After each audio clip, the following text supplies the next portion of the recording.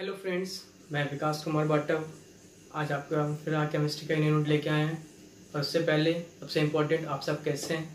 सब सेफ तो हैं, अच्छे से हैं। आई विल प्रे कि आप सब अच्छे से सेफ रहें, भगवान का आशीर्वाद आपके साथ हमेशा बना रहे। ठीक है, तो आज हम नया यूनिट स्टार्ट कर रहे हैं क्लास 11th का, स्ट्रक्चर ऑफ एटम। तो हम सब पढ़ के आए हैं, 9th से पढ़ते हुए आ रहे हैं काफ़ी समय से कि एटम के स्ट्रक्चर सबसे पहले किसने दिया, तो आप जानते ही हैं, जॉन डाल्टन थे जिन्होंने सबसे पहले हमें बताया था एटम के स्ट्रक्चर के बारे में कि एटम के बारे में सबसे पहले उन्होंने बताया था कि एटम सबसे स्मॉलेस्ट पार्टिकल है ना, किसी भी मैटर का। उन्होंने ये बता दिया था। ठीक है, एक्चुअली ये तो इस 5th सेंचुरी में ही बता दी गई थी। मुझे एग्जैक्टली नाम नहीं याद आ रहा है किसने बताई थी उनका, वो तो एक फिलोसफर तो उन्होंने बताया था, एटोमस नाम उन्होंने दिया था। उसी के बारे में आगे बढ़ गए, मतलब आगे जब आए 1800 में, तब क्या कहते हैं, ये बात आई, जॉन डाल्टन ने बात रखी आगे कि सबसे स्मॉलेस्ट पार्टिकल जो है मैटर का वो क्या है, एटम है। मतलब एटम से छोटा कुछ भी नहीं होगा, ये उन्हें बता दिया था। और एटम किस टाइप का होगा, सर्कुलर स्फीयर होगा, ये काफ़ी उन्होंने कुछ थ्योरी दी थी एटम के बारे में, उन्होंने बताया था, जो कि काफ़ी इंपॉर्टेंट था उस टाइम के। और काफ़ी समय तक ये क्या रहा, इनकी थ्योरी चलती रही।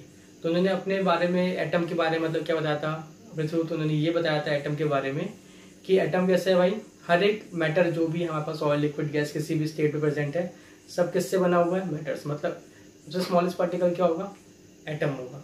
और हर एक एटम की अलग अलग प्रॉपर्टीज है। मतलब कैसे प्रॉपर्टीज है, मतलब हर डिफरेंट एलिमेंट्स, जैसे आप for example copper, iron, gas में ऑक्सीजन, है ना, सिल्वर, गोल्ड, हमारे जितने भी एलिमेंट्स है, जो भी चीज़ प्रेजेंट है यहाँ पे या किसी भी फॉर्म में प्रेजेंट है, उन सब का एटम कैसा होगा, डिफरेंट होगा।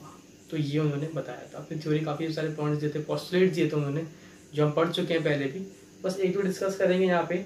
और हमें ये भी उसमें ये देखा था कि जो सेम एलिमेंट है, जैसे फॉर एग्जाम्पल ऑक्सीजन गैस का अगर एक एटम होगा, अगर हम यहाँ पे ऑक्सीजन है और आप वहाँ वीडियो देख रहे हैं तो वहाँ भी ऑक्सीजन होगा, तो ऑक्सीजन कहीं भी हो, हम यहाँ इंडिया में, अमेरिका में, कहीं भी अगर ऑक्सीजन होगा तो उसका एटम भी कैसा होगा, सेम होगा। सेम एलिमेंट के एटम कैसे होंगे, सेम प्रॉपर्टी वाले होंगे। और डिफरेंट एलिमेंट्स के एटम कैसे होंगे, डिफरेंट प्रॉपर्टी वाले होंगे। और सबसे बड़ी बात क्या होती है, एटम से छोटा कुछ भी नहीं होगा। पर बाद में ये थ्योरी फेल हो गई थी, काफ़ी ज़्यादा फेलियर्स आ गए थे।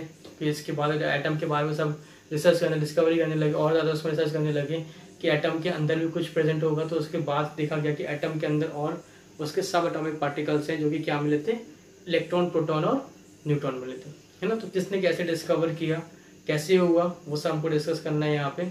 सबसे पहले हम जो पढ़ने जा रहे हैं इस यूनिट में, इलेक्ट्रॉन की डिस्कवरी, तो वो इसमें कैसे हुई थी, वो हुई थी by the cathode ray tube. तो हम आज जो पढ़ने जा रहे हैं, स्टार्ट करने जा रहे हैं कैथोड रे ट्यूब। अब कैथोड रे ट्यूब क्या है, वो जनरली हम डिस्कस करेंगे। तो कैथोड रे ट्यूब क्या है, एक तरीके से ग्लास जार था, पैक था पूरा, आपको मेरे साइड स्क्रीन में दिखेगा, है ना। तो आप उसमें देखें, तो उसमें क्या बता रहा है कि हमारे पास एक ग्लास जार है, उसमें क्या एक वैक्यूम पंप लगा हुआ है, और साथ ही साथ उसमें 2 इलेक्ट्रोड्स लगे हुए हैं, है ना। तो और साथ में उसमें क्या लगा, उन दोनों इलेक्ट्रोड्स में हाई वोल्टेज अप्लाइड है। और उसी ग्लास जार में क्या है, ग्लास ट्यूब जो है, मतलब बोलने से ग्लास ट्यूब जो है, उसमें क्या एक पंप लगा हुआ है, जो क्या क्रिएट कर रहा है, वैक्यूम। वैक्यूम क्यों क्रिएट कर रहा है, मतलब जितनी भी एयर है वो क्या करेगा, बाहर निकाल देगा। अंदर क्या बचेगा, वेरी लो प्रेशर एयर बचेगा। लो प्रेशर एयर का मतलब क्या है, जैसे अभी जिस हमारा एयर का प्रेशर है, इसको अलग कर देगा, मतलब वहां से एयर को क्या कर देगा, अलग कर देगा, और वहां पे कोई और दूसरी गैस भी हो सकती है। ठीक है, तो हमारे पास 2 इलेक्ट्रोड्स हैं, उन इलेक्ट्रोड्स में हमने क्या लगा दिया है, हाई वोल्टेज अप्लाई कर दिया, एक साइड नेगेटिव और एक side positive. Negative one is cathode and positive one is anode. Clear. अब सबसे बड़ी बात यह है कि हम समझते हैं कि गैस में वहाँ पे गैस को अलग क्यों किया, वहाँ पे वैक्यूम क्रिएट क्यों किया, मतलब लो प्रेशर जोन क्रिएट क्यों हुआ वहाँ पे, ये सबसे इंपॉर्टेंट चीज़ है। अब लो प्रेशर क्यों किया वहाँ पे, मतलब वहाँ पे लो प्रेशर का कारण ये था, जैसे फॉर एग्जांपल हमने देखा है कि जब भी हम स्विच ऑन करते हैं, कभी कभी स्पार्किंग होती है ना, कभी कभी क्या होती है, स्पार्किंग होती है। तो हम तुरंत अपना हाथ पीछे करते हैं, करंट ना लग जाए, कोई शॉक ना लगे हमको, एकदम से शॉक लगा तो दिक्कत हो सकती है। तो ये क्या हुआ, जैसे आपने थंडरिंग होती है, बिजली चमकती है, तो क्या होता है, मतलब हमने ये देखा है कि जो करंट है वो कभी एयर में ट्रेवल नहीं कर सकता। Means air is the bad conductor of electricity. मतलब अगर हमारे 2 इलेक्ट्रोड्स हैं, ये हमारे 2 इलेक्ट्रोड्स हैं, है ना, एक नेगेटिव एक पॉजिटिव है। अब हमको पता है कि भाई हमें हवा में क्या कराना है, इलेक्ट्रॉन से फ्लो कराना, मतलब अल्टीमेटली हमारा करंट फ्लो होना चाहिए, इलेक्ट्रॉन फ्लो होंगे तो डिफरेंट करंट मिलेगा हमको, हमारा सर्किट हमारा क्लोज जाएगा। पर हमें पता है कि एयर में तो फ्लो होने वाला नहीं है ये, है ना, ये एयर में फ्लो होगा नहीं, क्योंकि अगर मान लो अगर air is a good, suppose air is a good conductor होता, तो हम अगर स्विच ऑन करते तो हमें हवा झटका लगता रहता, हम मिलते रहते, शॉक लगता रहता हमको। मतलब यहाँ स्विच ऑन किया, यहाँ स्पार्क हुआ, मतलब पूरी जगह करंट करंट करंट करंट। मतलब करंट के लिए तो मीडियम जरूरत ही नहीं है, वायर कॉपर तो यूज ही नहीं होता। आज हम खाने की जगह करंट खा रहे होते हैं, है ना, इतना करंट होता, मतलब एक स्विच ऑन हुआ करंट ही करंट फैल रहा है, ठीक है ना। तो मतलब air is the bad conductor of electricity, मतलब वहां पे कभी भी इलेक्ट्रॉन्स फ्लो नहीं हो सकते एयर में। तो वहां पे क्या कर दिया गया भाई, लो प्रेशर जोन मतलब क्रिएट कर दिया गया ट्यूब के अंदर, है ना, ग्लास ट्यूब के अंदर, ताकि वहां पे कोई दूसरी गैस ऐसी फिल कर दी गई जिसका काफी लो प्रेशर है। फिर हमने क्या करा, कैथोड और एनोड ले लिया, दोनों पे हमने क्या करा, पोटेंशियल अप्लाई कर दिया, एक जगह नेगेटिव एक जगह पॉजिटिव। तो जैसे ही हमने वहां पे पोटेंशियल अप्लाई किया, तो वहां पे क्या देखा हमने, एक अलग से एक मतलब क्या हुआ, एक इलेक्ट्रॉन्स मूव करने स्टार्ट करते हैं। इलेक्ट्रॉन्स कहाँ से मूव कर रहे हैं, अगर हम देखेंगे स्क्रीन पे, तो कैथोड्स नेगेटिव प्लेट से क्या हुए, कुछ पार्टिकल्स मूव करे कहाँ, पॉजिटिव प्लेट की तरफ, पॉजिटिव इलेक्ट्रोड की तरफ, ठीक है। और उसके पीछे हमारे क्या है, फ्लोरेसेंट स्क्रीन लगी होती है। जनरली फ्लोरेसेंट स्क्रीन जो होती है वो हमारी किसकी बनी होती है, जिंक सल्फेट की बनी होती है ना। अभी हम इसमें पोर्टेबल स्ट्रक्चर बना के देखेंगे, तक हम यही समझ रहे थे। तो उस पर हमने क्या देखा, जैसे हमारे कैथोड से कुछ पार्टिकल्स बाहर निकले। अभी तक किसी को नहीं पता होता है कि उस टाइम पार्टिकल्स का नाम क्या है, हमें तो पता है इलेक्ट्रॉन्स, हम इलेक्ट्रॉन्स बार बार बोल रहे हैं, पर उस टाइम किसी को नहीं पता था कि वो पार्टिकल्स क्या होंगे, उनका नाम क्या होगा। जनरली डिस्कवरी चल रही थी, उसके अंदर उसके बारे में सोच रहे थे क्या हो सकता है, क्योंकि डेल्टा ने तो बोल दिया था, है ना। तो इसके बाद क्या हुआ, पार्टिकल्स निकलना स्टार्ट हो गए। तो पार्टिकल्स कहाँ मूव करे, पॉजिटिव प्लेट की तरफ मूव करना चालू हो गए। और फिर उसके बाद क्या देखा उन्होंने, जो हमारे पास जो एनोड है वो क्या है, जो छोटे छोटे होल्स थे, तो होल्स थोड़े से बना दिए, जो पार्टिकल्स निकले, तो पार्टिकल्स क्या करें, इसको पार कर गए यहाँ से। तो पार कर गए, तो पीछे क्या लगी थी, एक फ्लोरेसेंट स्क्रीन लगी होती है। फ्लोरेसेंट स्क्रीन जनरली किसकी होती है, जिंक सल्फाइड ZnS की होती है ना, ZnS की स्क्रीन लगी हुई थी। तो जिंक सल्फाइड की जो स्क्रीन लगी हुई थी हमारे पीछे, उस पर क्या मिले, कुछ फ्लोरेसेंस पेंट्स मिले, मतलब कुछ कलर शो हुआ, ग्रीनिश कलर टाइप का शो होने लगा। मतलब ये समझ में आ गया डेफिनेटली कि यहाँ से कुछ ना कुछ तो पार्टिकल्स निकल रहे हैं जो इसके पास आ रहे हैं, या फिर ये जो प्लेट है जो हमारी एनोड है वो जरूर यहाँ से कुछ ना कुछ पार्टिकल्स को यहाँ से खींच रही है, अट्रैक्ट कर रही है, ताकि वो पार्टिकल्स वहां तक पहुंचे। जो पार्टिकल्स इसको पार कर, मतलब वो पार्टिकल्स की प्रॉपर्टी है कि वो जिंक सल्फाइड स्क्रीन में क्या कर रहे हैं, वो एक कलर, एक फ्लोरेसेंट कलर शो कर रहे हैं वहाँ पे, ठीक है ना, पिंक कलर शो कर रहे हैं वहाँ पे। तो ये जरूर समझ गए।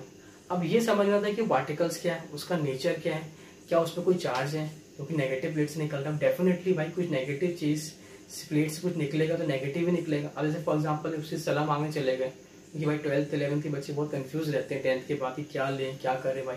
अब किसी नेगेटिव इंसान के पास चले गए भाई, वो तो नेगेटिव सोच ही देगा, तो जो जैसा इंसान होगा उसी टाइप की अपनी राय देगा, है ना। तो भाई जैसी प्लेट आप लगाओगे वो वैसे ही चार्ज एमिट करेगी। आपने क्या लगाया, कैथोड लगाया, कैथोड पे आपने चार्ज क्या लगाया, पोटेंशियल, आपने नेगेटिव पोटेंशियल अप्लाई किया। अब नेगेटिव पोटेंशियल आपने वहां पे लगा दिया है, तो नेगेटिव चार्ज दे दिया वहां पे, तो वहां से तो इलेक्ट्रॉन्स ही नेगेटिव लगाएंगे, है ना। तो सबसे पहले उन्होंने क्या देखा कि इसकी प्रॉपर्टीज क्या होगी, ठीक है। तो अपन थोड़ा सा डायग्राम बना के देखते हैं। यहाँ पे हमारे पास एक यहाँ प्लेट है, 2 प्लेट लगा दी हमने, और हमने इसको क्या करे, एक ग्लास ट्यूब से इसको कवर कर दिया, और यहाँ पे वैक्यूम पंप लगा देते हैं, ठीक है ना।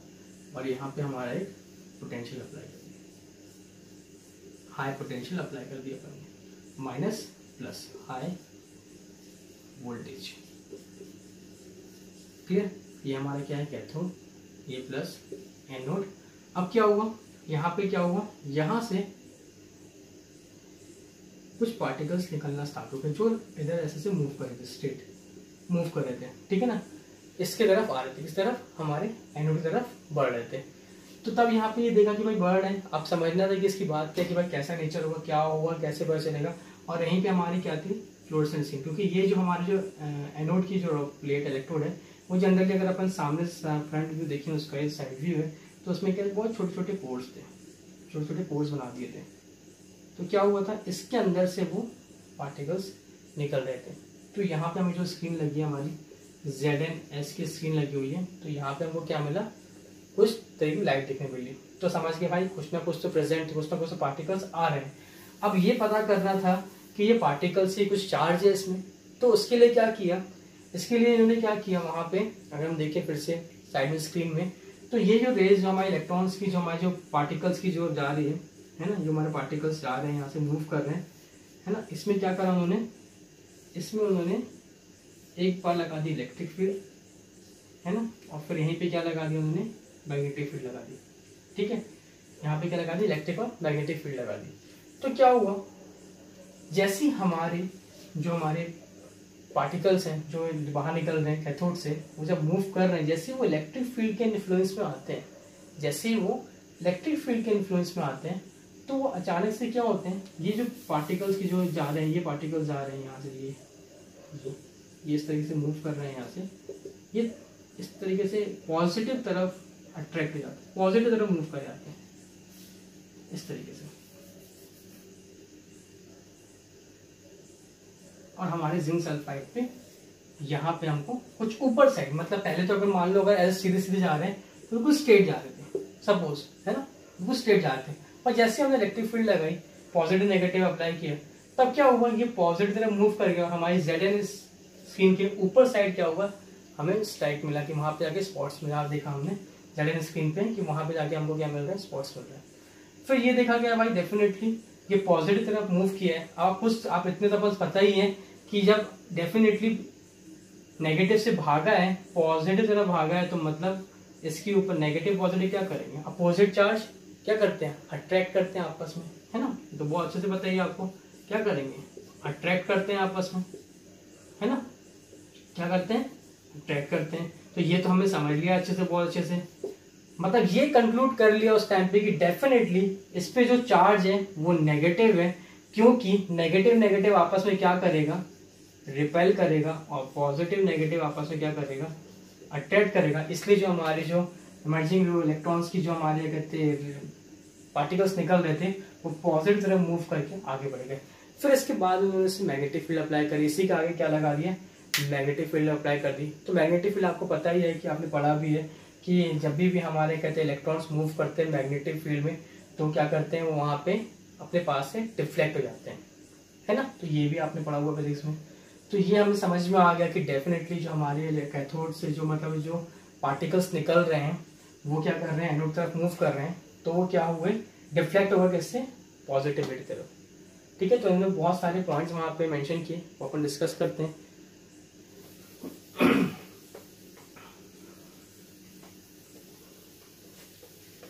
तो सबसे पहला पॉइंट ये है कि इन्होंने ये बताया कि जो कैथोड रेस जो हमारे निकले, जो हमारे रेस निकल रहे हैं, वो कैसे स्ट्रेट लाइन में ट्रेवल करते हैं, travel in a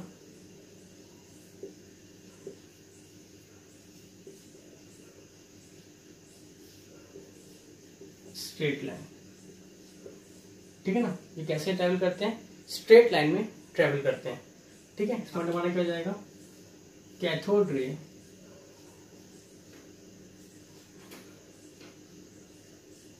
consist of material particle। ठीक है, अब डिस्कस करते हैं अपन इसके बाद। अब क्या गया, these raise also have heating effect, है ना,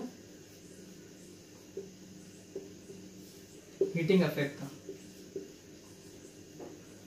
अब ये बात करते हैं, हमने कहा travel in straight line, travel in straight line मतलब जो हमारी रेस थी उनको स्ट्रेटली मूव कर रही थी, सीधे जा रही थी, कोई भी कहीं भी ऐसे कोई मूव नहीं कर रही थी। ठीक है, वो अपन ने जिंक सल्फाइड स्क्रीन पे देख लिया। उसके बाद उन्होंने बोला cathode consist of material particle. Material particle का मतलब क्या है, यहाँ पे सिंपल सी बात है, हमने क्या किया, बहुत छोटे छोटे वहाँ पे पैलेट्स लगा दिए। पैलेट्स मतलब जैसे आपने देखा होगा कूलर के फैंस होते हैं, जो है ना ब्लेड्स होती हैं, बहुत छोटे छोटे फैंस लगा दिए वहाँ पे, मतलब फैन। तो क्या हुआ, जब जैसे ये उस पर स्ट्राइक करेंगे प्लेट्स पे, तो क्या हुआ, वो रोटेट, वो पैडल क्या होने का, रोटेट होने लगा, है ना, वो क्या हुआ, रोटेट होना स्टार्ट हो गया।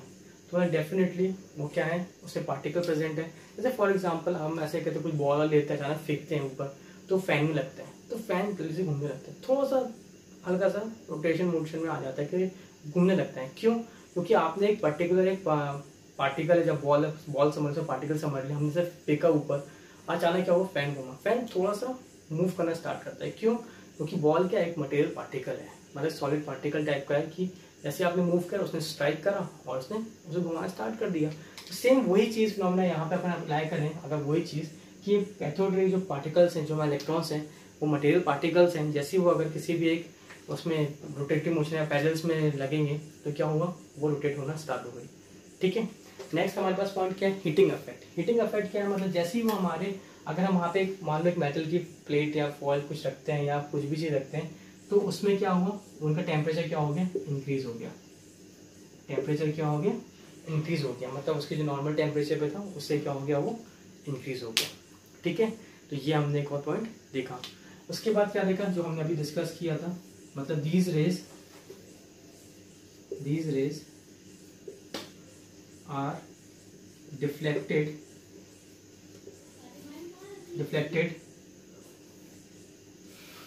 इन इलेक्ट्रिक एंड मैग्नेटिक फील्ड, जो अभी हमने देखा था। क्लियर, इलेक्ट्रिक और मैग्नेटिक फील्ड से क्या हुई, ये डिफ्लेक्ट हो गई, है ना, समझ में आया। तो ये हमने चौथा पॉइंट देख लिया। जो नेक्स्ट पॉइंट डिस्कस कर रहे हैं वो क्या है, जैसे हमारी ये कहते कैथोड रेज हैं, when they strike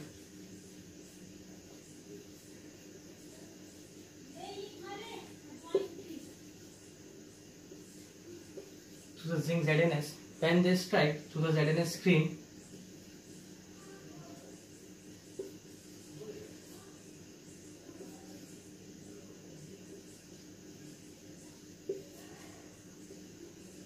faint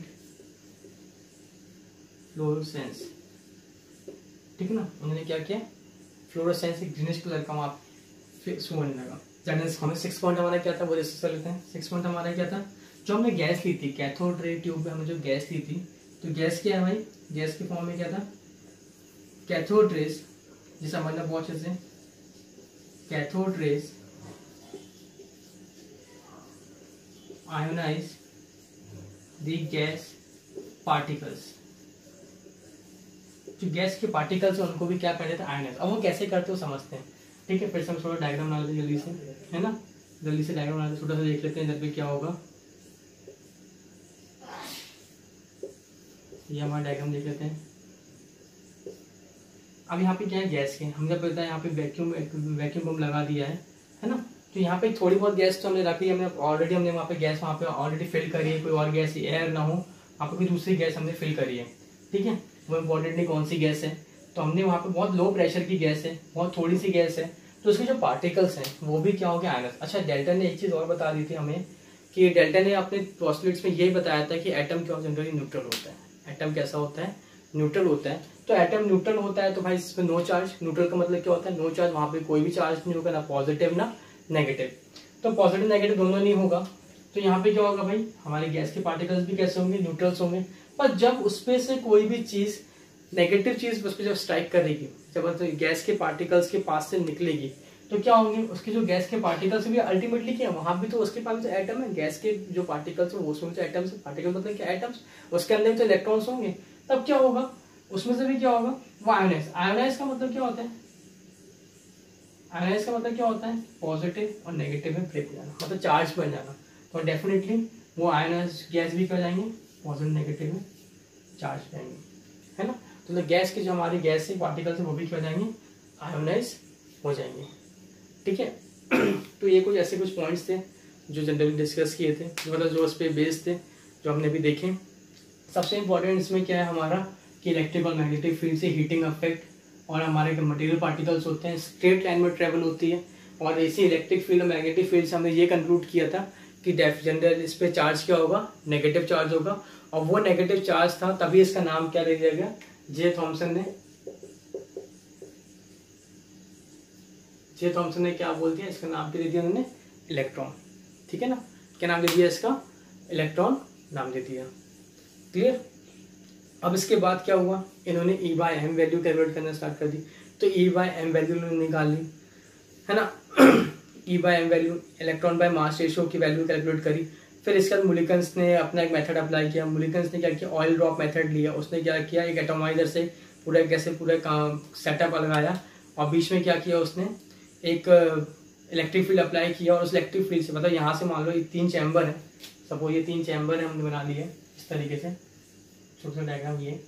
और यहाँ से उसने क्या करा, एटोमाइजर है ना, कोई सब उस करने वाला आता है, उससे क्या किया उसने, वो ब्लो किया एयर के ड्रॉप्स। उसने क्या किया, सॉरी ऑयल के ड्रॉप्स, ऑयल ड्रॉप्स ने क्या किया यहाँ पे, उसने आगे बढ़ाया। तो ऑयल ड्रॉप्स क्या ड्यू टू ग्रेविटी कहाँ मूव करेंगे, डाउनवर्ड्स मूव करेंगे, है ना। और यहाँ पे क्या लगाया उसने, इलेक्ट्रिक फील्ड लगा दी और साथ में क्या पास करा दिया, एक्सरे पास करा दी। अच्छा एक पॉइंट और आ गया यहाँ पे कि बहुत इंपॉर्टेंट, कि एक्सरे से याद आ गया कि when cathode ray strike through the metal plate, they produce X-rays। X-rays हमारे जनरली जब हमारे जब क्या कहते हैं बोन्स वगैरह में क्रैक्स आ जाता है तो हम पता करने के लिए लगाते हैं कि कहाँ पे क्रैक्स आया, कितना क्रैक आया, वही एक्सरे। तो यहाँ से एक्सरे पास करा दी। तब क्या हुआ, इस ऑयल ड्रॉप, जो हमारा ऑयल ड्रॉप था इसके अंदर डेफिनेटली एटम होंगे जो कैसे होंगे, न्यूट्रल होंगे। और जैसे ही वो यहाँ पे फील्ड में एक्सरे से पास हुए, है ना, तो ये भी हमारे एटम क्या हो गए, चार्ज हो गए ऑयल ड्रॉप्स के। और उसने क्या करा, उसने यहाँ पे ये कैलकुलेट किया कि यहाँ पे स्पीड एटम की, ड्रॉप्स की स्पीड कितनी थी उसके, और यहाँ पे स्पीड का चेंज मिला। मतलब डेफिनेटली दोनों में जगह उसको क्या मिला, चेंज मिला, है ना। तो ये सब उन्होंने मेथड अप्लाई की थी मुलिकन्स ने। मुलिकन्स ऑयल ड्रॉप मेथड के नाम से है ये, इतना हमें डीप नहीं जाना है, बस हमें इतना पता करना है कि कैसे। तो इन्होंने E/m की वैल्यू निकाली, फिर E/m की वैल्यू निकाली, फिर इसके बाद इन्होंने इलेक्ट्रॉन्स के चार्ज की वैल्यू निकाली, है ना। तो वो इलेक्ट्रॉन की चार्ज की वैल्यू 1.6 × 10⁻⁻19 कूलम। फिर E/m की वैल्यू से और इलेक्ट्रॉन की वैल्यू से जो हमारा मास कैलकुलेट हो गया, ठीक है। तो मास हमें पता समझ में आ गया कि मास कितना है। तो ये सब वैल्यू वहाँ पे उन्होंने कैलकुलेट कर ली, समझ में। तो अपन ने क्या देखा, यहाँ पे अलग अलग वैल्यू देख ली अपन ने कि कैसे निकाला E/m की वैल्यू। एक्सरे मुलिकन्स ने क्या किया, E/m की वैल्यू वहाँ से मिली। तो हम जल्दी से निकाल लेते हैं अपने इसकी वैल्यू, है ना। तो हमने देखा थॉमसन एक्सपेरिमेंट, जो हमारा थॉमसन का एक्सपेरिमेंट था, थॉमसन एक्सपेरिमेंट से जो इलेक्ट्रॉन का वैल्यू आई वो कितनी आई, 1.6 × 10⁻⁻19 कूलम आई, क्लियर। और फिर बाद में मुलिकन सिस्टम ने मेथड से निकाला E/m, electron by mass value, ठीक है ना। इलेक्ट्रॉन बाय मास की वैल्यू कितनी आई यहाँ पे हमारी, यहाँ पे आ गई हमारी वैल्यू 7.1 × 10⁸ कूलम पर ग्राम। ये हमारी E/m की वैल्यू थी। अब हमको क्या निकालना है, मास ऑफ इलेक्ट्रॉन्स निकालना है।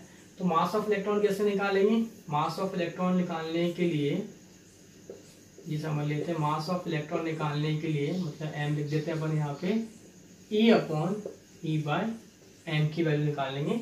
तो हम इससे क्या, इससे क्या निकल जाएगा, हमारा मास ऑफ इलेक्ट्रॉन कैलकुलेट हो जाएगा। सिंपल सी बातें कर जाएगा, तो मास इक्वल टू मास हो जाएगा, है ना। तो इसकी वैल्यू कितनी है, 1.6 है × 10⁻⁻19 और यहाँ पे क्या है 7.1 × 10⁸। तो ये कट की वैल्यू कितनी हो जाएगी हमारे यहाँ पे 9.1 × 10⁻31 kg पर इलेक्ट्रॉन, ठीक है। तो ये हमारी वैल्यू क्या आ गई, हमारी मास ऑफ इलेक्ट्रॉन की वैल्यू आ गई। समझ में आया आपको। तो ये हमने क्या पढ़ा, हमने जनरली पढ़ा आज कैथोड रे के बारे में कि डिस्कवरी ऑफ इलेक्ट्रॉन किस तरीके से हुई, ठीक है। इसके बाद एक और चीज़ है हमारा टॉपिक है नेक्स्ट, एनोड रे, है ना, या उसको कैनाल रेज भी बोलते हैं, वो डिस्कस कर लेते हैं। अब उसको लगता है स्क्रीनशॉट ले लीजिए।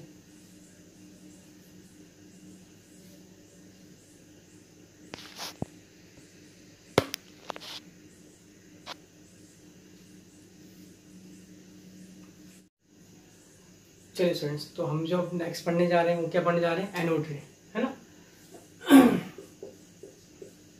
एनोड रेज या कैनाल रे भी बोलते हैं इसको। अब जनरली ये क्या होता है वो समझ लेते हैं। बिल्कुल सेम सेटअप है, वही सेटअप है हमारा। फिर से हमने क्या किया, हमने 2 इलेक्ट्रोड्स लिए, 2 इलेक्ट्रोड्स हमने पोटेंशियल अप्लाई किया, फिर से सेम वही चीज़ किया। पर यहाँ पे थोड़ा सा चेंज ये किया है कि हमने इस बार गैस का प्रेशर थोड़ा सा ज़्यादा रखा है, मतलब थोड़ा सा गैस प्रेशर ज़्यादा रखा है, मतलब वहाँ पे थोड़ा सा एयर मतलब गैस जो भी है उसकी वॉल्यूम ज़्यादा है। ठीक है, अब इधर पे क्या किया, सेम वही पोटेंशियल अप्लाई किया, पर यहाँ पे पिछली बार हमने क्या लिया था, परफोरेटेड कैथोड लिया था। परफोरेटेड कैथोड मतलब ये कैथोड में हमने क्या किए थे, होल्स प्रोवाइड कर दिए थे, सॉरी एनोड में, है ना, एनोड में प्रोवाइड किया था लास्ट क्लास में, तो कैथोड रे में हमने क्या किया था, परफोरेटेड एनोड लिया था हमने। तो परफोरेटेड एनोड में हमने क्या किया था, वहाँ पे होल्स थे, जैसे क्या हुआ, हमारी कैथोड रे से जो हमारी कैथोड की जो हमारी रेज निकल रही थी वो एनोड से भी बाहर निकलते जा रही थी, और पीछे जिंक सल्फाइड स्क्रीन में हमें वहाँ पे स्ट्राइक होकर दिखाई दे रही थी। पर यहाँ पे हमने क्या किया, इस बार हमने क्या किया, हमने कैथोड को क्या किया, परफोरेटेड कर दिया, मतलब वहाँ पे थोड़े होल्स प्रोवाइड कर दिए। अब क्या हुआ, अब यहाँ से क्या हुआ वो समझते हैं। पर डेफिनेटली क्या हुआ, हमारे पास दो इलेक्ट्रोड्स हैं हमारे पास, है ना। आपको अगर देखना हो साइड में स्क्रीन में डायग्राम दिख जाएगा आपको उसका। तो हमारे पास सपोज करो ये हमारे पास कुछ स्क्रीन है, मतलब ये हमारे पास कैथोड है इस तरीके से, और ये हमारे पास एनोड सिंपल बना लेते हैं। ये हमारे पास क्या है, यहाँ पे ग्लास जार है,